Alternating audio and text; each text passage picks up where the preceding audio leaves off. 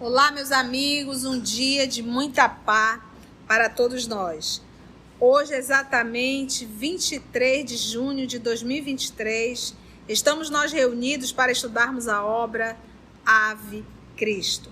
Finalizamos a semana passada mais um capítulo, o capítulo 6, e hoje nós devemos iniciar um novo capítulo, capítulo 7, intitulado Fim de Luta. Mas hoje nós vamos retomar aquela fala de Tarciano, fazer alguns comentários que nós não fizemos a semana anterior, o estudo anterior, por conta do nosso coração, a nossa emoção. Estávamos todos tão envolvidos que não teve realmente como comentar. Então hoje nós vamos entrar rapidamente na fala de dor do senhor Tarciano e, se Deus nos permitir, entraremos no último capítulo, capítulo 7, intitulado Fim de Luta. Mas vamos fazer a nossa prece de gratidão. Vamos orar? Amado Mestre Jesus, amigos espirituais e, acima de tudo, Deus nosso Pai. Nós estamos reunidos, Senhor, em Teu nome. Carregamos a vontade de estudar para melhor servir. E o Senhor nos convidou a compartilhar essas lições com tantos outros corações que acompanham pelo canal virtual, por tantas outras plataformas. Nós não temos, com certeza, Senhor, a compreensão da grandiosidade do Seu trabalho, mas nos colocamos na condição de um instrumento, ainda que frágil, mas que já carrega uma grande vontade de ser um instrumento nas Tuas mãos. Nós Te pedimos a proteção de que necessitamos, o amparo indispensável, a inspiração também indispensável, e que o Senhor possa nos fortalecer para que não venhamos a desanimar e muito menos desistir desse trabalho que tanto nos fortalece, que tanto nos consola. Abençoa-nos, Senhor. Protege a esse ambiente que nos serve de morada para o estudo. E que os bons espíritos aqui possam estar nos amparando, nos protegendo e nos fortalecendo. Graça Te damos, amado Mestre Jesus, que assim seja.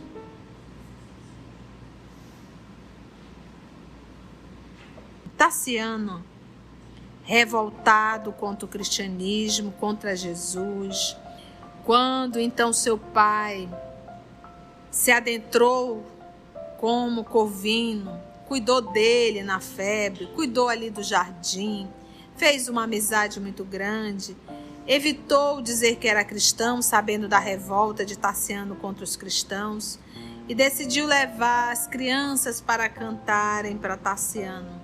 Levou as crianças e levou Silvano, de 5 anos de idade. Quando Silvano começou a cantar, que ele expressou o nome Jesus na música, foi suficiente para Tarciano virar um verdadeiro monstro.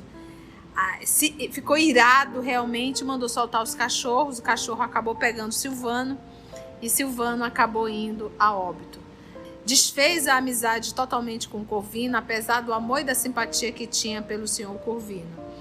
Logo depois do encontro, a mãe enlouqueceu e novamente a mãe, contando toda uma história, afirmando que decidiu seguir o cristianismo. E mais uma vez a revolta dele. Depois de saber que o grande amigo dele, o Corvino, que na verdade era o pai dele, o Quinto Varro, era cristão. Tivemos o Flávio Súblio, que foi contratado pelo senhor Opílio Vetúrio para matar Quinto Varro. E o Opílio Vetúrio também acabou se matando, ele cometeu suicídio. E ele decidiu contar toda a história porque ele quis se redimir perante o que ele tinha feito, uma vez que ele tinha ouvido as lições de Jesus Cristo. Então a gente vai vendo vários encontros com Jesus através dessas personagens. Logo depois nós tivemos quem? O senhor Basílio e a Lívia. Novamente Jesus se aproximando desse irmão Tassiano por conta de amores do seu coração. Temos ainda mais, Jesus não desistiu, o quinto Celso, também cristão, tentando movimentar o coração de Tassiano. E a última realmente foi Blandina. O grande amor dele, a filha do coração, esse ser que ficou lado a lado com ele uma encarnação inteira, e de repente ela se declarar cristã, solicitar que fosse sepultada junto com os cristãos e dizer a ele: pai, eu assumi, eu sou realmente cristã. Olha só quantos sofrimentos, a própria cegueira dele, porque a gente pensa assim, ele está sendo punido. Não, os sofrimentos para nós, os terrícolas, é recurso de Deus para nos trazer de volta ao seio dele. O sofrimento são os últimos chamados, os últimos recursos. Então a gente observa qual foi o primeiro recurso de Tassiano. Foi justamente com o pai dele, o Quinto Varro, na figura do seu Corvino. Um homem que esteve lado a lado, curou ele de uma febre terrível, ensinou, orientou. Ali era o primeiro chamado. Tudo poderia ter tomado um outro rumo. Mas não, foram vários chamados, cada vez apertando mais, até chegar nesse momento com a morte da Blandina. E aí olha só o que ele diz: Blandina, filha querida, de onde estiveres, sê de novo minha luz. Estrela, acende teus raios para que eu possa caminhar. Estou só na terra.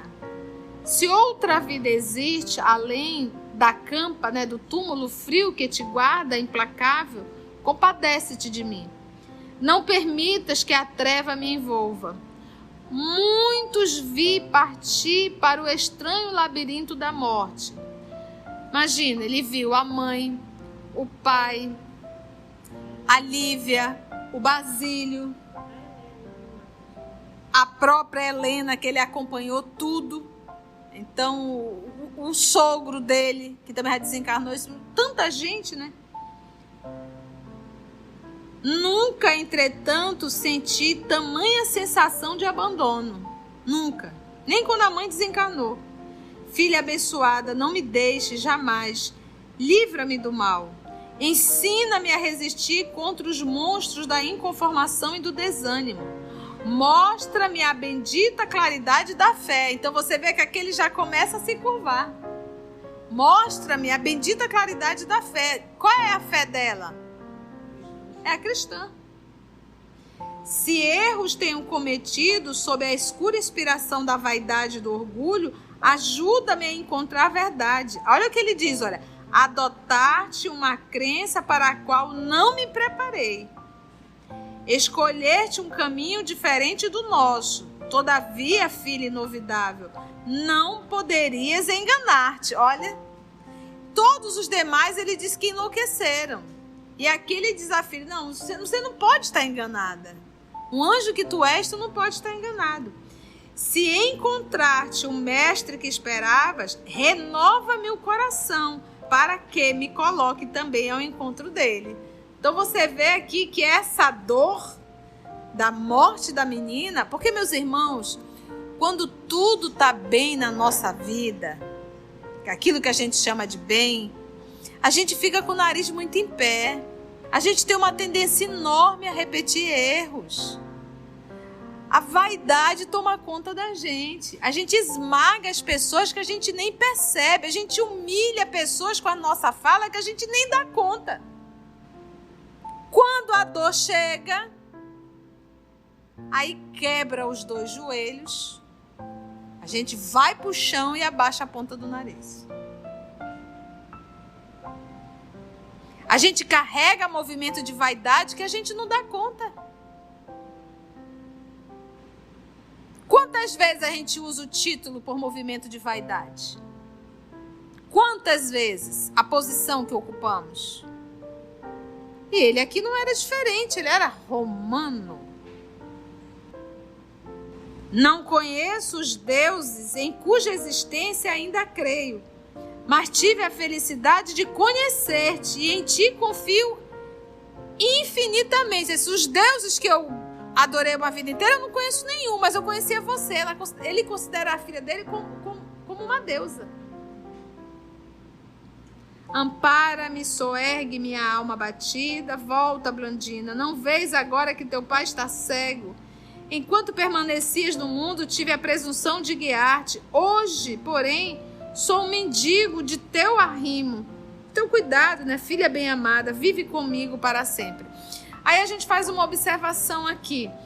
Quando os nossos amores retornam à pátria espiritual, e o caso da Blandina não é diferente, está em processo de adaptação, né?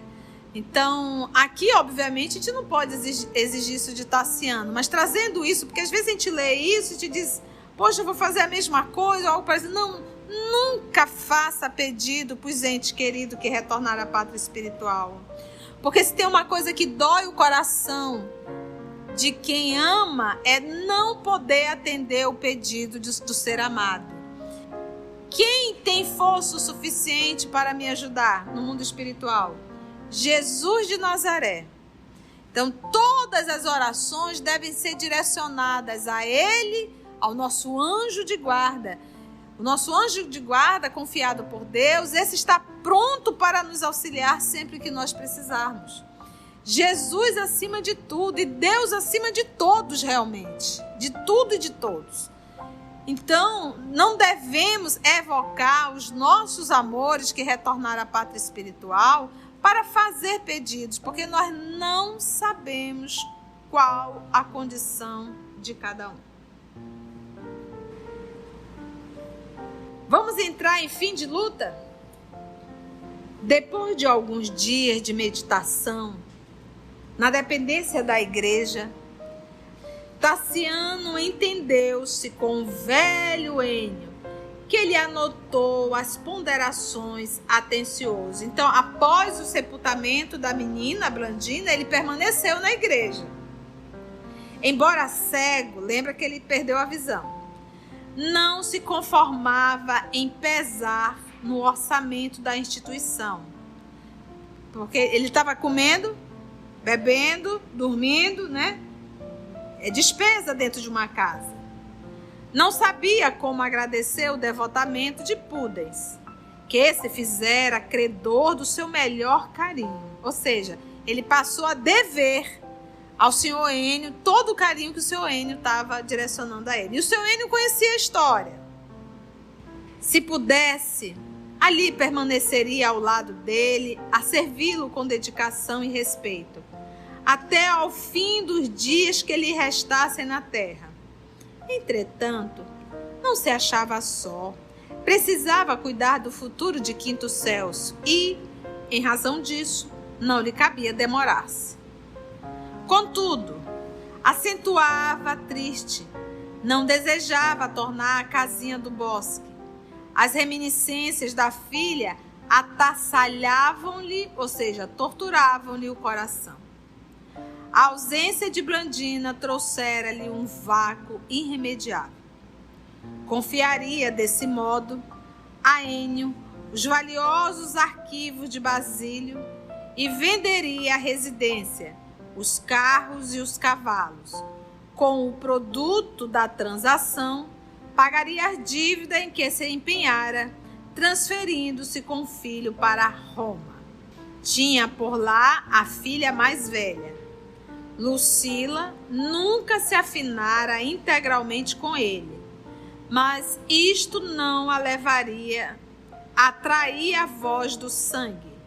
Era rica e de certo se compadeceria da situação a que fora arrojada. Indubitavelmente, não lhe negaria a proteção quando lhe visse a penúria. Pretendia, assim, colocar-se sob o patrocínio dela, em companhia do filho adotivo, cuja idade reclamava atenção. Em Roma, com as relações de que ainda julgava dispor, situaria o rapaz em condições honrosas para aguardar dignamente o futuro. Pudens escutou-lhe os planos e não se opôs à realização deles. Reiterou-lhe, porém, a sua amizade e simpatia, ofertando-lhe os préstimos, porque a aventura de tão longa viagem para recomeçar a vida, a igreja poderia incumbir-se discretamente da educação de Celso, e ele mesmo, Tassiano, não estaria sem trabalho. Havia doentes a consolar, imensidade de serviços a fazer. O viúvo de Helena, Tassiano, contudo, não renunciara de todo ao orgulho de classe. Alcançara alguma tolerância, mas achava-se ainda longe do verdadeiro desprendimento de si mesmo. Não exporia Celso ao flagelo das perseguições periódicas. Amava-o bastante para arrojá-lo sem defesa à desconsideração social. Senti-lo-ia mais seguro na grande metrópole. Possuía em Roma não apenas a filha que certamente lhes garantiria a subsistência, mas também poderosos amigos com marcada influência na corte. Contaria com os elos do passado para encaminhar o filho adotivo na vida pública. Olha só, Jesus, o nosso mestre por excelência, e acima de tudo Deus, nosso Pai, organiza a vida para a gente. Mas ele respeita o nosso livre-arbítrio. Então, o acidente foi também mais um recurso para dobrar os joelhos de Tassiano. O movimento da menina Blandina, como cristã, foi mais um movimento da divindade para curvar os joelhos de Tassiano. A pergunta é, ele estava abandonado, sozinho, com 2 jovens dentro de uma casa? Quem Jesus mandou para promover e cuidar de tudo? O senhor Enio. Só que Jesus não manda ouro e nem prata. Jesus envia algo muito mais especial. Porque todos os excessos nos faz muito mal. E eu costumo dizer que Jesus manda na medida. O necessário. E o necessário era ter alguém para cuidar dele na cegueira e com as feridas, conduzir a casa, depois promover o sepultamento. Lembra que o Enio pagou tudo na figura do Cristo. Agora o Enio, ele já não tem uma casinha organizada, está no nome dele. Enio não poderia ajudar no processo de educação do menino. Não está tudo redondo? Bastava ele se converter ao cristianismo, mas a vaidade ainda está dentro dele. Ou seja, aprendeu a lição? Não, não aprendeu. Vai ter que levar mais uma chibatada. Vocês lembram da Anacleta? Ela não veio de lá e contou tudo sobre a menina, inclusive que a menina matou o próprio tio e marido. Será que não dá para avaliar? Outra, ele já sabe que ela não tem a mínima simpatia por ele. O que ele vai fazer? Olha só, quando a gente não quer se submeter à vontade de Deus, a gente dá nó em pingo d'água para nos enganar. Então, às vezes, sabe, gente, as coisas estão tão claras na nossa frente, mas a vaidade, o orgulho não permite ver. Então, Jesus não preparou um cantinho para ele?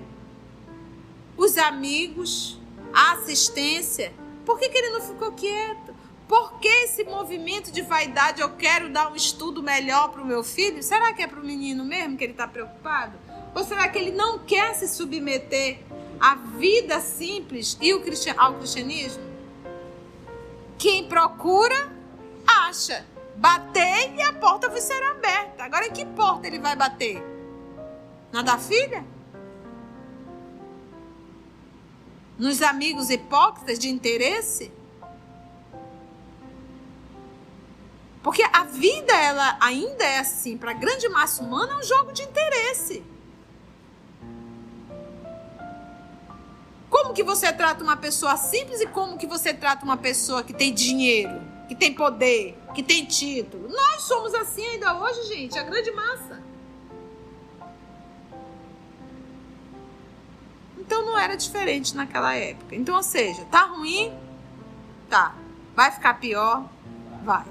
Não precisa nem ler pra gente saber que isso vai ficar bem pior. Então ele já está sofrendo. Só que ele vai sofrer muito mais. Aqui é a dor da perda. Lá, qual é a lição que vai ser agora? Ele vai mexer com o quê? Com o orgulho e com a vaidade. E detalhe, quando a gente não vai sozinho. A gente vai e leva quem ama.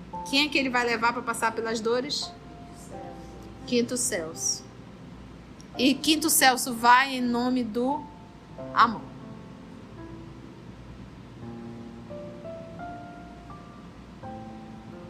Cenas do próximo capítulo.